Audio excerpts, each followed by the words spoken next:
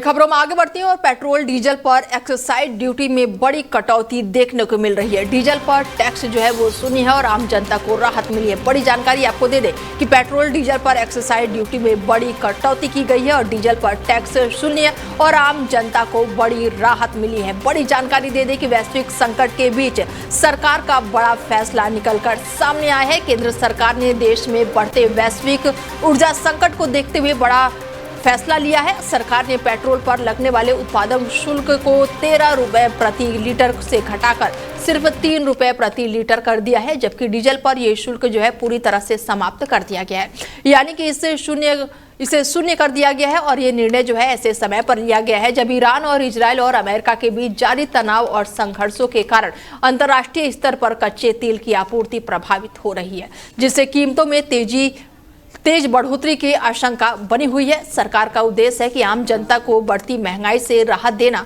और petrol diesel की कीमतों को नियंत्रित करना है ताकि परिवहन और रोजमर्रा की वस्तुओं पर इसका नकारात्मक असर कम हो। हालांकि ईरान के कच्चे तेल की आपूर्ति में बाधा आई है, फिर भी भारत ने पहले से तैयारी करते हुए अन्य देशों से अगले 60 दिनों के लिए पर्याप्त कच्चे तेल की व्यवस्था सुनिश्चित कर ली है। और इस कदम से ये भी साफ संकेत मिलता है कि सरकार ने केवल मौजूदा संकटों से निपटने के लिए सक्रिय है, बल्कि देश की ऊर्जा सुरक्षा को भी प्राथमिकता दे रही है।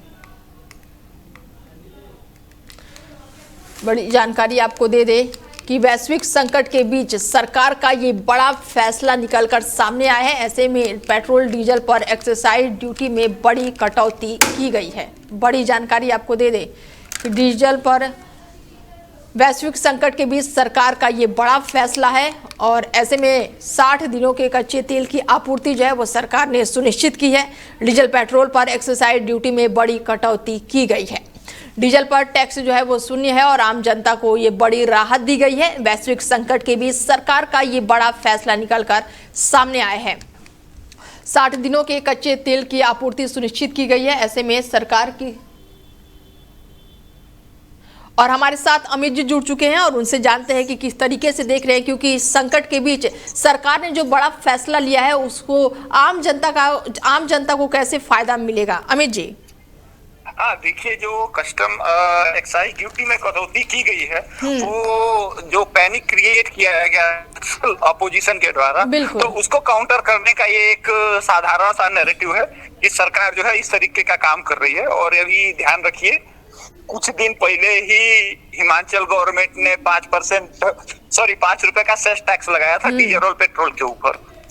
तो सरकार अपने हिसाब से जो पैनिक क्रिएट हुआ उस पे कर रही है। बस ऑयल और डीजल की सप्लाई बरकरार रहे ये सुनिश्चित करना होगा, क्योंकि आप देखिए हर जगह पेट्रोल पंप पे मारामारी लगी हुई है। बिल्कुल, ऐसे में जो तस्वीरें निकलकर सामने आई थी अमित जी की पेट्रोल पंपों पर जो लंबी लंबी लाइनें लगी है, हालांकि सरकार ने साफ कहा है कि पैनिक ना हो और तेल पर्याप्त मात्रा में है, लेकिन फिर भी लोग लाइन में लगे हुए हैं। ऐसे में अब दाम में कटौती होना तो ये किस तरीके से आम जनता के लिए, क्या पेट्रोल पंपों पर लाइन नहीं लगेगी?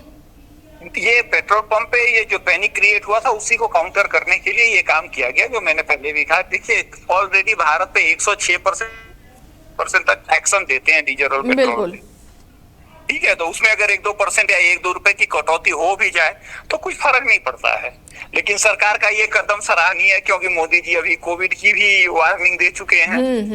बिल्कुल, तो जैसा कि पहले हुआ है, जब किसी सत्ता का कोलैप्स होता है तो महामारी आती है, चाहे 1820 के आसपास हो, चाहे 17वीं शताब्दी का हो, चाहे अभी का हो, शताब्दी में हो। बिल्कुल, युद्ध ही है। ऐसे में कह सकते हैं कि 60 दिनों के कच्चे तेल की आपूर्ति जो है वो सुनिश्चित की गई है। ऐसे में 60 दिनों के बाद फिर हालात ऐसे ही हो जाएंगे?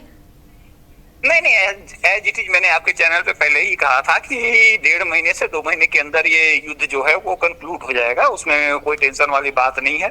ये शुरू से ही उसी डिमांड पे है कि अमेरिका को पश्चिम एशिया खाली करना है। पहली शर्त है, ये निश्चित तौर पे होगा।